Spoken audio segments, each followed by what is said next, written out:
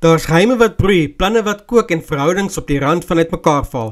Kom ons kyk wat wag hierdie week in diepe waters. Ek's Jacques en jy kyk na TV-praatjies, die plek waar ons al die sappige drama en skokwendinge van jou gunsteling reekse bespreek. As jy hou van intriges, romans en onverwagses, maak seker jy subscribe en druk daar die klok-ikoon sodat jy niks mis nie. Maandag, 26 Mei. Pam probeer hard om sy Seko se teenstrydigheid te onderdruk, maar dinge ontspoor vir iemand en Sanet sien 'n nuwe kant van Fourie. Carla en Lucas kom met 'n splinternuwe plan om Nena en Jovan nader mekaar te bring. Intussen wil Gys en Bianca bekendstellingsgeleentheid reël vir die Swart Melina en Delicate Rose. Woensdag, 28 Mei. Carla en Lucas stel hul plan in werking, maar Pam het haar hande vol met Abongile. Donderdag, 29 Mei.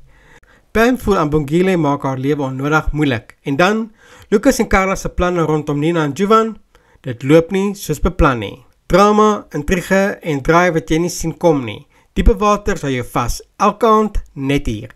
As jy gedink het jy het alles gesien, wag maar net vir môre.